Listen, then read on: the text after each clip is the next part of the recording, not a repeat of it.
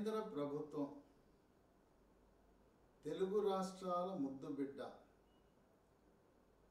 PV Narasimha Rao, ఆయన పూర్తి పేరు పాములపర్తి వెంకట నరసింహారావు. ఆయనకి భారతదేశ అత్యున్నత పౌర పురస్కారం భారతరత్న అవార్డుతో సత్కరించటం వల్ల కేవలం తెలుగు రాష్ట్రాల్లో నివసించే తెలుగు ప్రజలే కాదు, భారతదేశంలో ఉండే తెలుగు ప్రజలే కాదు, ప్రపంచవ్యాప్తంగా అన్ని దేశాల్లో ఉండే తెలుగు ప్రజలు కులాలకు అతీతంగా, ప్రాంతాలకు అతీతంగా, మతాలకు అతీతంగా, రాజకీయాలకు అతీతంగా మన పివి ఆయన అందరూ కూడా పివి నరసింహారావు అని ఎవరు పిలిచేవారు కాదు. ఆయన బతికుండగానే ఎక్కడికి వెళ్ళామంటే పివి గారి దగ్గరికి వెళ్ళానంటారు. ఆయన అందరూ 2 అక్షరాలతో పాపులర్ అయ్యాడు, పివి పివి అనేవారు. అలాంటి ఒక ఘన సత్కారం తెలుగువారికి చేయటం అనేది ఒక విశేషంగా మనం భావించాలి. ఈయనతో పాటు మరో 2 పేర్లు కూడా భారతరత్న పురస్కారానికి ఎంపిక చేశారు. మాజీ ప్రధానమంత్రి చౌదరి చరణ్ సింగ్, ఆయన ఉత్తరప్రదేశ్ ప్రాంతానికి చెందినవాడు, వ్యవసాయ కుటుంబానికి చెందినవాడు, జాట్ కులస్తుడు. ఆయన ఎప్పుడు కూడా రైతుల కోసం తాపత్రయపడేవాడు. రైతులు, కౌలు రైతులు, వ్యవసాయ కూలీలు, వ్యవసాయ రంగానికి ఆయన చేసిన సేవలు, కృషి అమోఘం. ఇక 3వ వ్యక్తి ఆయన తమిళనాడు రాష్ట్రానికి చెందిన వ్యవసాయ శాస్త్రవేత్త స్వామినాథన్. హరిత విప్లవానికి నాంది పలికి భారతదేశంలో ఆహార ధాన్యాలు కొరత లేకుండా చేసి ఈరోజు ఫుడ్ కార్పొరేషన్ ఆఫ్ ఇండియా గోడౌన్లని నిండిపోయి ఇక బయట రాసులు కట్టి మనకి పూర్తి కరువు వచ్చిన 5 సంవత్సరాలకు సరిపడా ఆహార ధాన్యాలు నిల్వ ఉంచుకోగలిగే స్థితికి తేవటానికి ఎవరి కృషి అంటే వ్యవసాయ శాస్త్రవేత్త స్వామినాథన్ యొక్క పరిశోధన ఫలితాలను రైతులకు అందించడం ద్వారా స్వయం సమృద్ధి సాధించి, అంతకుముందు భారతదేశం ఈ కాంగ్రెస్ పాలనలో ఎంత దారిద్ర్యంలో ఉండేదంటే తిండి గింజలు, నేను చిన్నతనంలో నాకు ఇంకా గుర్తుంది, ఇతర దేశాల నుంచి గోధుమలు దిగుమతి చేసుకునే పరిస్థితులు ఉండేవాడు. ఈరోజు దిగుమతి అనేది లేదు, అన్ని ఆహార ధాన్యాలు, బియ్యం, గోధుమలు, చిరుధాన్యాలు ఒకటేంటి భారతదేశం నుంచి ఇతర దేశాలు ఎగుమతి చేయగలిగిన శక్తి ఈరోజు మనకి వచ్చిందంటే అది కేవలం స్వామినాథన్ యొక్క కృషే. ఈ ముగ్గురికి ఈరోజు ప్రకటిస్తే, అంతకుముందు మొట్టమొదటిగా బీహార్ మాజీ ముఖ్యమంత్రి, ఒకే ఒక కాంగ్రెసేతర ముఖ్యమంత్రి, ఆయన కాంగ్రెస్ పార్టీతో యుద్ధం చేసి బీసీల యొక్క సంక్షేమం కొరకు అహర్నిశలు కృషి చేసిన మహనీయుడు కర్పూరి ఠాకూర్. కర్పూరి ఠాకూర్ అత్యంత వెనుకబడిన సామాజిక వర్గాలకు చెందినవాడు. ఇప్పుడైతే కర్పూరి ఠాకూర్కి భారతరత్న ఇచ్చారో, బీహార్ ముఖ్యమంత్రి నితీష్ కుమార్కి ఆయనలో మార్పు వచ్చింది, పరివర్తన వచ్చింది. మోదీ భారతరత్న ప్రకటించాడు, బీహార్లో ఉండే బీసీలంతా బీజేపీకి వెళ్ళిపోతారని చెప్పి ఆయన మనసు మార్చుకొని అప్పటి వరకు కాంగ్రెస్ పార్టీ, రాష్ట్రీయ లోక్దళతో పొత్తులో ఉన్న జనతాదళ్ యు నితీష్ కుమార్ మళ్ళీ తిరిగి 5వసారి ఎన్డీఏలోకి ప్రవేశించడం అనేది ఒక విశేషం.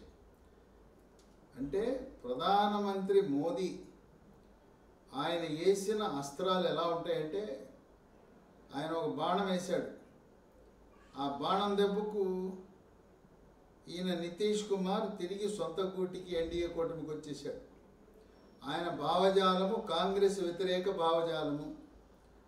ఆయన ఎక్కువసేపు కాంగ్రెస్తో ఇమడలేడు నితీష్ కుమార్. ఆయన కూడా 1975లో ఎమర్జెన్సీ పెట్టినప్పుడు ఆయన కూడా జైల్లో పారేశారు. అందువల్ల మోదీ అస్త్రాలు వేస్తే ఇక తిరుగులేదని రాజకీయ విశ్లేషకులు భావిస్తారు. కర్పూరి ఠాకూర్ తర్వాత రథసారథి బీజేపీని 2 సీట్ల నుంచి ఈరోజు 303 సీట్లకు పెంచడానికి గట్టి పునాది. దేశమంతా రథయాత్ర చేసి ఆ కమలం పార్టీని 2 సీట్లని ఈ స్థాయికి పెంచడానికి కృషి చేసిన మహనీయుడు ఎల్కే అద్వానీ. రాజకీయాల్లో రథాలనేది ప్రారంభమైంది. అద్వానీ రథం తర్వాతే ఇప్పుడు రథాలు వచ్చినాయి. ఇప్పుడు ఏ ఎన్నిక వచ్చినా రథాలు వచ్చేస్తున్నాయి. పంచాయతీ ఎన్నికలు, ఎంపీటీసీ, ఎమ్మెల్యే, ఎంపీ అన్నిటికి కూడా ప్రచార రథాలు. ఈ రథాలు ఎక్కడి నుంచి ప్రారంభమే నాడు అద్వానీ గారి రథం. చివరికి రామాలయం అక్కడ అయోధ్యలో నిర్మాణానికి మొత్తం వెనక ఉండి కరసేవకులను ప్రోత్సహించి ఈరోజు టెంటులో ఉండే రాముడు, బాలరాముడు తన స్వగృహమైన దేవాలయానికి వచ్చాడంటే అది కృషి ఎల్కే అద్వానీ. ఆయనే సంతోషంగా చెప్పాడు. రాముడు కోరుకున్నాడు, నాతో రథయాత్ర చేయించాడు రాముడు, కానీ దేవాలయం మాత్రం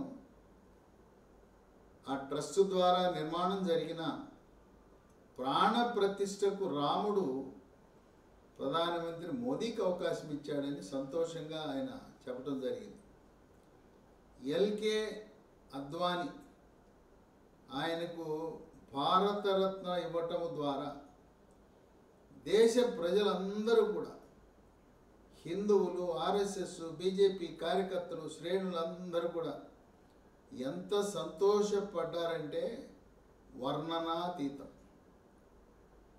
ఇప్పుడు మన తెలుగు ముద్దుబిడ్డ పివి నరసింహారావు, ఆయన 1921లో జన్మించాడు. 2004లో ఆయన దేవుని చెంతకు వెళ్ళటం జరిగింది. ఈయన ఒక మేధావి, మామూలు మేధావి కాదు. బహుభాషా కోవిదుడు, బహుముఖ ప్రజ్ఞాశీలి. ఆయన నియోగి బ్రాహ్మణుడు. ఈరోజు పివి నరసింహారావు గారికి భారతరత్న ఇస్తే తెలుగు రాష్ట్రాలే కాదు, భారతదేశంలోనే కాదు, ప్రపంచ దేశాలలో ఉండే బ్రాహ్మణ సామాజిక వర్గం అంతా కూడా ఎంతో ఆనందం పొందే అవకాశం ఉంది. ఆనందం పొందడమే కాదు, ఆయనకి భారతరత్న అవార్డు ఇచ్చినందుకు కమలం పార్టీని మోదీ కోరుకున్న విధంగా 370 బీజేపీకి లోక్సభ సీట్లు, ఎన్డీఏ కూటమికి 400 సీట్లు వచ్చే విధంగా బ్రాహ్మణ సామాజిక వర్గం భారతదేశంలో అన్ని రాష్ట్రాల్లో కూడా ప్రాంతాలకు అతీతంగా, పార్టీలకు అతీతంగా, చివరికి కాంగ్రెస్ పార్టీలో ఉండే బ్రాహ్మణులు కూడా కమలం పువ్వుని ఆశీర్వదించే పరిస్థితి వచ్చింది. ఏది చేసినా మోదీ ఒక వ్యూహం ఉంటుంది. ఈరోజు 5గురికి భారతరత్న ప్రకటించడం, దానివల్ల ప్రజల హృదయాలను గెలుచుకోవటమే కాదు, రాజకీయంగా కూడా భారతీయ జనతా పార్టీ ఎన్డీఏ కూటమి పతాక స్థాయికి వెళ్ళేలా చేశాడు. ఆయన కాంగ్రెస్ పార్టీలో ఉన్నాడు. పివి నరసింహారావు ఆయన 57లో ఆయన యొక్క రాజకీయ చరిత్రను ప్రారంభించి, ఎమ్మెల్యేగా ప్రారంభించి 77 దాకా ఎమ్మెల్యేగా ఉన్నాడు. ఆయన వివిధ శాఖలు నిర్వహించాడు. విద్యాశాఖ, రకరకాల రాష్ట్రంలో శాఖలు నిర్వహించి 71, 73 మధ్యలో ముఖ్యమంత్రి అయ్యాడు ఉమ్మడి ఆంధ్రప్రదేశ్ రాష్ట్రానికి.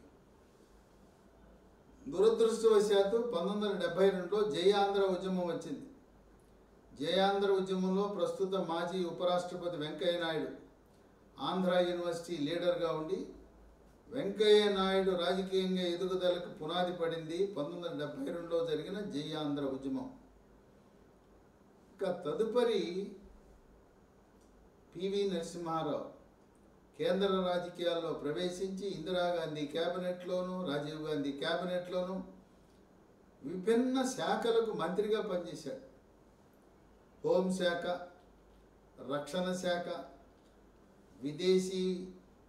విదేశీ మంత్రిత్వ శాఖ, మానవ వనరుల శాఖ, వైద్య ఆరోగ్య శాఖ, ఇన్ని శాఖలను సమర్థవంతంగా నిర్వహించాడు పివికి ఉన్న ఘనత ఏంటంటే ఆయన రాష్ట్రంలో ముఖ్యమంత్రిగా ఉన్నప్పుడు ఈ రోజుకు కూడా ఆయన పేరు చిరస్థాయిగా నిలబడిందంటే ఈ తెలుగు రాష్ట్రాల్లో భూ సంస్కరణలు చేపట్టింది ఎవరయ్యా అంటే పివి. అలాగే దేశంలో ఆర్థిక సంస్కరణలకు నాంది పలికింది ఎవరు అయ్యా అంటే పివి. ఆయన ప్రారంభించిన మొదటి తరం ఆర్థిక సంస్కరణలు ఆయన వద్ద ఆర్థిక మంత్రిగా పనిచేసిన మన్మోహన్ సింగ్ ఆయన అమలు చేసి, మన్మోహన్ సింగ్ ప్రధానమంత్రి అయిన తర్వాత గురువు పివి గారి యొక్క ఆర్థిక సంస్కరణను, రెండవ తరం ఆర్థిక సంస్కరణను వేగవంతం చేసి ఈరోజు శక్తివంతమైన ఆర్థికంగా బలోపేతమైన భారత్ కారణం ఆనాడు 1991లో ప్రధానమంత్రిగా బాధ్యతలు చేపట్టిన పివి గారి కృషి అనే దానికి ప్రపంచ దేశాలలో ఉండే ఆర్థిక రంగ నిపుణులందరూ కూడా ఆమోదించక తప్పదు. ఇక ఆయన తన సేవలను కేవలం తెలుగు రాష్ట్రాలకే కాకుండా దేశం సర్వతోముఖాభివృద్ధి కృషి చేశాడు. 1991లో ఆయన దాదాపు రాజకీయాల నుంచి విరమించుకుని ఇంట్లో ఉన్నప్పుడు పివి నరసింహారావు వివాదరహితుడు, అన్ని గ్రూపులను సమర్థవంతంగా అందరివాడు కొందరివాడు కాదని కాంగ్రెస్ పార్టీ నాయకులు తీసుకొచ్చి ఆయన ప్రధానమంత్రి చేశారు. అప్పటికి ఆయన రాజ్యసభలో లేడు, లోక్సభలో లేడు.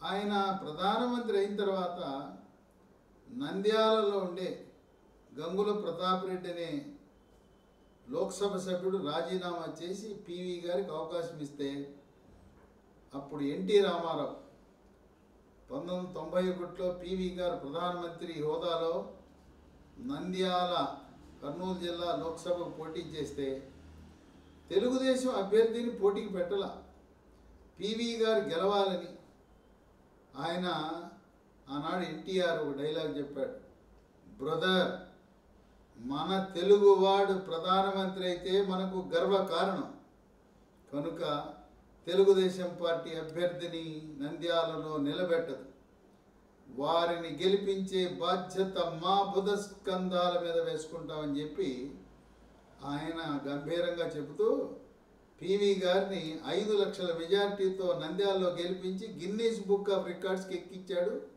ఆనాడు ఎన్టీ రామారావు తెలుగుదేశం అయినా పివి కాంగ్రెస్ పార్టీ అయినా వాళ్ళిద్దరూ తెలుగు బిడ్డలే.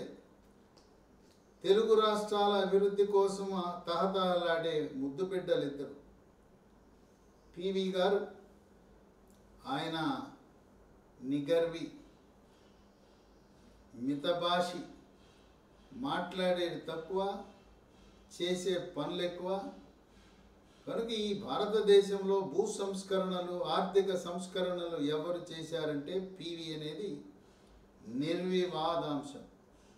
అయితే పివి గారి మరణం తర్వాత జరిగిన సంఘటనలు చాలా దురదృష్టకరం. మనకున్న సాంప్రదాయం, ఆచారం ప్రకారం ప్రధానమంత్రులు ఎవరు మరణించినా మాజీ ప్రధానమంత్రులు వాళ్ళ అంత్యక్రియలు ఢిల్లీలోనే రాజలాంఛనాలతో నిర్వహించి, ప్రభుత్వ లాంఛనాలతో నిర్వహించిన తర్వాత ఢిల్లీలోనే ఇతర ప్రధానమంత్రుల పక్కన ఒక ఘాటు నిర్వహించడం అనేది ఆనవాయితీ. కానీ పివి గారి విషయంలో అది జరగలేదు. ఇంకొక ఆనవాయితీ ఏంటంటే, ఏ పార్టీకి చెందిన మాజీ ప్రధానమంత్రి మరణిస్తే ఆ పార్టీ కార్యాలయంలో సందర్శనార్థం ప్రజలకు పార్థివ దేహాన్ని ఉంచడం అనేది ఆనవాయితీ. ఈ కాంగ్రెస్ పార్టీ కోపంతో సోనియా గాంధీ ఆమె ఆదేశాలు ఇచ్చింది. పివి గారి పార్థిక దేహం ఏఐసిసి కార్యాలయానికి వద్దు, ఇక్కడ అంత్యక్రియలు ఢిల్లీలో జరగకూడదు అని చెప్పి ఆదేశాలు ఇచ్చింది. కుటుంబ సభ్యులు ఎంతో ప్రాధేయపడ్డారు మన్మోహన్ సింగ్ని. అప్పుడు ప్రధానమంత్రిగా ఉన్నది మన్మోహన్ సింగ్. మన్మోహన్ సింగ్ దగ్గరికి వెళ్ళి కుటుంబ సభ్యులు అందరి ప్రధానుల పివి నరసింహారావు అంత్యక్రియలు ఢిల్లీలో నిర్వహించండి, ఇక్కడ ఘాటు నిర్మాణం చేయండి, జాతీయ కాంగ్రెస్ కార్యాలయంలో అక్కడ ఉంచండి. ఆయన కాంగ్రెస్ అధ్యక్షుడిగా పనిచేశాడు, జాతీయ అధ్యక్షుడిగా, ప్రధానమంత్రిగా. అంటే కుటుంబ సభ్యుల యొక్క గోడు ఎవరు పట్టించుకోలేదు. బలవంతంగా అధికారం ఉన్నది కదా అని పివి గారి పార్థివ దేహాన్ని బలవంతంగా హైదరాబాద్కు తరలించారు. హైదరాబాద్లో కూడా ఇక్కడ ఉండి గాంధీ భవన్లో పెట్టారా అంటే గాంధీ భవన్ కూడా వెళ్ళలేదు. నాంపల్లిలో ఉండే గాంధీ భవన్లో కూడా పెట్టడానికి వీల్లేదని కేంద్రం నుంచి సోనియా గాంధీ ఆదేశాలు ఇచ్చిందంట. ఆయన్ని నెక్లెస్ రోడ్లో అంత్యక్రియలు నిర్వహించారు. ఈరోజు దాన్ని పివి గారు అంత్యక్రియలు నిర్వహించిన ప్రాంతం నెక్లెస్ రోడ్లో ఉన్నదాన్ని జ్ఞానభూమి అని పెట్టారు. ఆయన నిజంగా జ్ఞానుడే. ఆయన కాంగ్రెస్ పార్టీకి ఎనలేని కృషి చేశాడు. స్వాతంత్ర సమరయోధుడు. ఆయన స్వామి తీర్థానంద, ఆయనకి బూర్గుల రామకృష్ణారావు హైదరాబాదు రాష్ట్ర ముఖ్యమంత్రి వాళ్ళకు అనుచరులుగా ఉంటూ ఎంతో కృషి చేసి జీవితం అంతా కాంగ్రెస్ పార్టీకి తన జీవితాన్ని అంకితం చేస్తే చివరికి ఆయన జరిగిన పరాభవం, ఆయన అంత్యక్రియలు ఢిల్లీలో జరగకపోవటం, ఏఐసిసి కార్యాలయానికి అనుమతించకపోవటం అనేది చాలా బాధాకరం. ఈనాటికి కూడా కొంతమంది సీనియర్ కాంగ్రెస్ నేతలు ఈ విషయాన్ని ప్రస్తావిస్తూనే ఉంటారు. పివి గారికి, మన తెలుగు ముద్దు బిడ్డకు కాంగ్రెస్ అధినేత్రి సోనియా గాంధీ అవమానకరంగా ప్రవర్తించింది అని, తెలుగువారి ఆత్మ గౌరవానికి భంగం కలిగిందని పలుమార్లు కాంగ్రెస్ నాయకులే బాహాటంగా మాట్లాడటం జరిగింది. ఇప్పుడు అటువంటి మహనీయుడు, దేశం కోసం త్యాగం చేసిన మనిషిని 2004 నుంచి 2014 వరకు మన్మోహన్ సింగ్ ప్రధానమంత్రిగా ఉన్న ఆయన గురువు గారైన పివి నరసింహారావుకి భారతరత్న ఇవ్వాలంటే ఈ మన్మోహన్ సింగ్ రబ్బర్ స్టాంపు ప్రధానమంత్రి అంటారు. ఏది చేయాలన్నా అమ్మ సోనియమ్మ అనుమతి కావాలి. సోనియమ్మ అంటే మండిపడుతుంది పివి నరసింహారావు అంటే.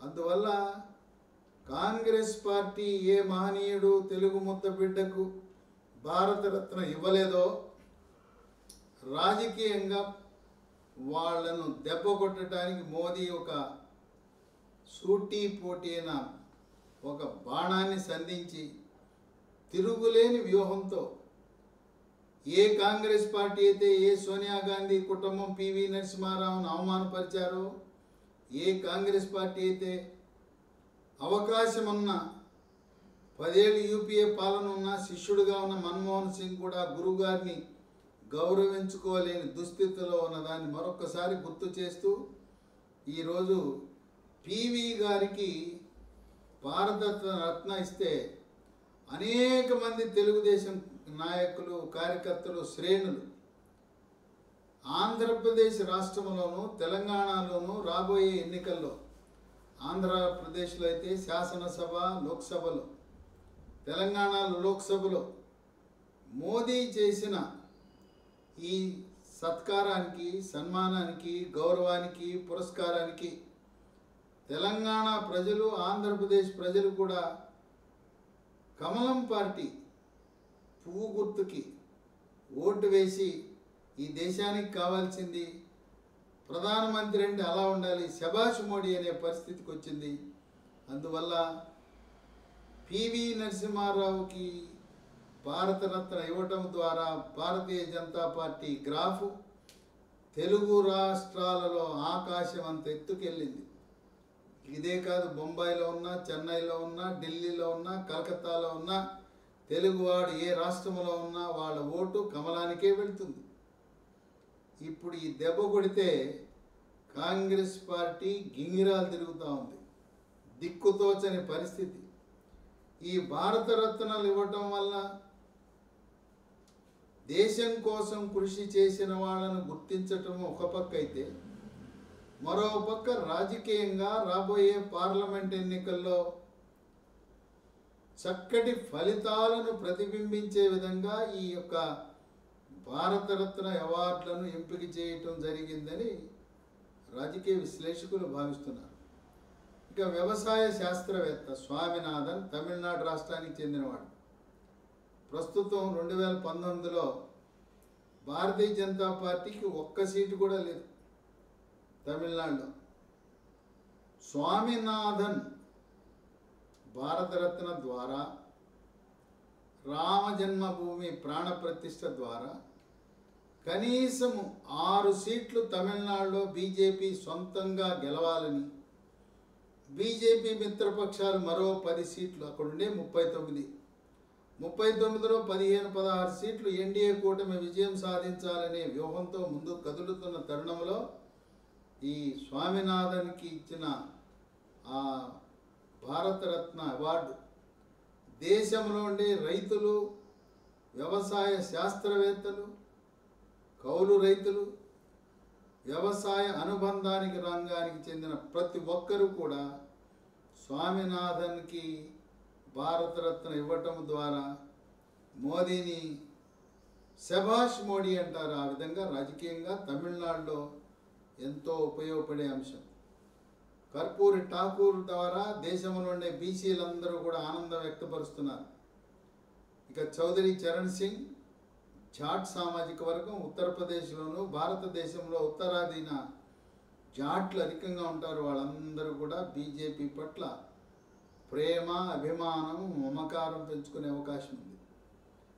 ఆ విధంగా ఈ రోజున 5 భారతరత్న అవార్డులు ఎవరు ఊహించలేదు. కనీసం ఎక్కడా కూడా లీకేజ్ లేదు. ఆకాశం నుంచి ఊడిపడినట్టు విధంగా నిర్ణయాలు. చాలామంది ప్రధానమంత్రులు మన భారతదేశానికి వచ్చినా మోదీ యొక్క ఆలోచన విధానం, ఆయన పేదరికం నుంచి వచ్చాడు. ఆకలి కడుపు అంటే ఏంటో తెలుసు ఆయనకి. జవహర్లాల్ నెహ్రూ, మోతీలాల్ నెహ్రూ, ఇందిరాగాంధీ, రాజీవ్ గాంధీ, లేదు రాహుల్ గాంధీ, వీళ్ళందరూ కూడా వందలు వేల కోట్ల ఆస్తిపరులు, కోటీశ్వరులు. ఈయన మోదీ ప్లాట్ఫారం మీద ఛాయ్ అమ్ముకుని ఛాయ్ని ఒక పూట తిని మరో పూట తినక నిరుపేద కుటుంబంలో జన్మించి అష్టకష్టాలు పడిన వ్యక్తి. ఇప్పుడు కూడా అటువంటి పేదరికం నుంచి వచ్చిన వాళ్ళకి దేశ ప్రజల యొక్క స్థితిగతులు బాగా అర్థమవుతాయి. తర్వాత వాళ్ళకి కామన్ సెన్స్, ప్రజల నాడి బాగా తెలుస్తుంది. ప్రజల నాడి పట్టడంలో వైద్యులు నాడిని చూసి, నాలుకను చూసి, కళ్ళు చూసి జబ్బును ఎట్లా నిర్ధారిస్తారో, భారతదేశ ప్రజల నాడినే కాదు, అమెరికా, బ్రిటన్, యూరప్, రష్యా, ఇతర దేశాల ప్రజలను, అక్కడుండే ప్రజాప్రతినిధులు, అధికారం ఉండే పార్టీల నాడిని పట్టడంలో మోడీకి మించిన వాళ్ళు ఎవరూ లేరు. మోడీ అంటే ఒక బ్రాండు. ఇక మోడీ బ్రాండు జై మోడీ, హౌడీ మోడీ అని అమెరికా వెళ్ళినప్పుడు అక్కడ మనం వర్ణనాతీతం, అమెరికాలో ఉండే భారతీయుల యొక్క ఆనందం, హర్షాతిరేకాలు. ఈ విధంగా తెలుగు ముద్దుబిడ్డ పివి నరసింహారావుకి భారతరత్న రావడం అనే దాన్ని మనస్ఫూర్తిగా ప్రపంచ దేశాలు, భారతదేశము, తెలుగు రాష్ట్రాల్లో ఉండే తెలుగు ప్రజలు స్వాగతిస్తూ ఆ అవార్డుని, అత్యున్నత పురస్కార అవార్డుని ఆయనకి అందించినందుకు భారత ప్రధానమంత్రి నరేంద్ర మోడీ నమో ఆయనకి హృదయపూర్వకంగా తెలుగు ప్రజలందరూ కృతజ్ఞతాభివందనాలు తెలియజేస్తూ దీని యొక్క ఫలితం రాబోయే మార్చి ఏప్రిల్లో జరిగే ఎన్నికలపై ఉంటుంది. మేము పోలింగ్ బూతులకు వెళ్ళి మోదీ చేస్తున్న సంస్కరణలకు, మంచి పనులకు మేము మిమ్మల్ని మెచ్చుకోవడం అనేది పోలింగ్ బూతుల్లో అక్కడ బటన్ నొక్కటం ద్వారా, కమలానికి నొక్కటం ద్వారా మా రుణం తీర్చుకుంటాం, మా ధన్యవాదాలు, కృతజ్ఞతలు పోలింగ్ బూత్లో తీర్చుకుంటామని చెప్పి ఆ విధంగా భావిస్తున్నట్లుగా విశ్లేషకులు ఒక నిర్ణయానికి వచ్చారు.